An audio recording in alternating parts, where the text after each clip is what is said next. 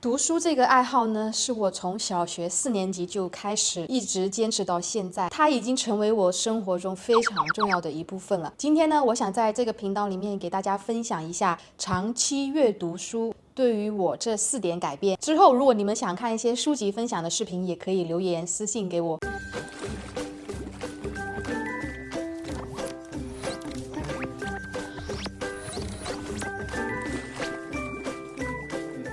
读书呢，真的算是我为数不多的爱好里能坚持到最久的一个。大家一想到爱读书的人，是不是就会想到从小到大成绩非常好，然后都是3好学生？但我呢，就确切相反，在学习上呢，我只是个中等学生。小学那会儿呢，就经常不睡午觉，躲在被窝里面看书，有的时候呢，还一个不小心被老师抓包。长期读书带给我的第一个改变呢，就是减少浮躁。我的性子一直以来都很急躁，就是任何东西我都要追求一个快字。当我开始读的书越多之后呢，我就学会了去放慢节奏。你读一本书是不像你看一部剧或者是看一部电影那样子，你可以跳过几集的剧情。相反，读书呢是需要你的专注力，还有你要去理解每个字的意思，因为只有你心静下来不浮躁，才能读好一本书。特别是我目前读的还是英文书，它比中文书呢更需要我的注意力，因为毕竟英文不是我的第一母语。正因为这样子，我需要更多的时间去把每个字都读懂，所以读书对于我来说不仅是减少浮躁，还能让我远离刷手机的时间，就是我会把刷手机的时间用在读书上面。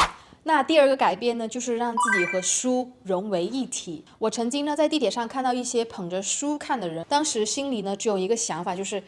这些人不就是在装自己爱读书吗？直到有一次我出门旅游的时候，在地铁上人挤人，我居然看到有一个女生，她还能保持特别镇定、特别稳的一动不动的站在那边看书。哇，我当时看了之后真的是打心底的佩服她。然后我就想起来，当时在纽约呢，每天搭乘地铁上班，去的路上有1个多小时，那回来也要1个多小时。那纽约的地铁进入隧道之后呢，是没有信号的，所以呢，我就开始带着我的 Kindle 电子书去看书。那当我进入到那个读书状态之后呢，整个人呢就和书融为一体，就好像能自动屏蔽外界的噪音。就原本1个多小时的车程，我会觉得很枯燥，但是读书的话，我会觉得时间很快，怎么一下子就到站了？我书都还没有看完呢。然后我在上班午休30分钟的时间，我也会拿来读书。我生活在美国已经有12年了，中文呢书写我已经都忘记了。我现在拍视频，有的时候会看到一些评论呢，都在说我的中文怎么可以说的那么好，看起来就好像不在美国生活那么久。那我现在来跟大家介绍一下我的秘密。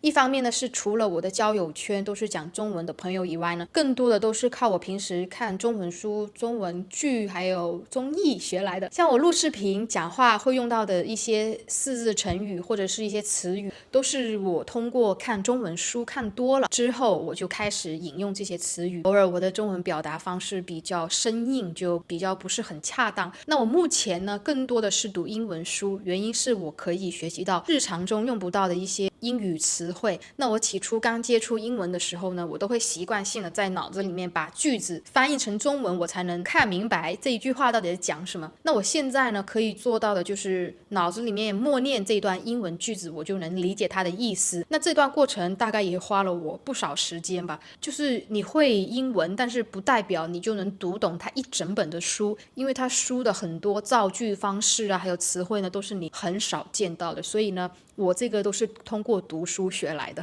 那我最早期接触书籍的这么一个时间呢，是我在小学大概4年级开始吧。因为当时呢，我们是可以选择订阅一些书，然后那个时候呢，我家里对我读书这件事情并没有太上心，因为他们觉得读书就是在浪费时间，就他们更宁愿我把时间花在学数学上面，或者是上补习班，因为我当时数学太差了。而且呢，他们觉得学校这个就是只想赚孩子和父母的钱，所以每个月呢，我只能借同学的书，看看谁把书读完了，我就会借他们。那我小的时候呢，会去看，跟很多青春少女一样，会看一些言情小说、校园文，然后还有各种各样的油腻文吧。然后长大之后呢，就开始喜欢看自传、散文、长篇小说、短篇小说，还有一些比较易懂的历史小说和鸡汤文学。就每次不管我读什么类型的书呢，我都会把自己套入书中。假如说我遇到这样的情况，我是不是会像书里的主人公一样这么做？或者是说我对于这个情况、这个决定我是怎么想？就是读书读久了之后呢，真的可以引发你对一些事情的思考，它也会潜移默化的改变你的三观，就是让你在思想上成为更加独立的人。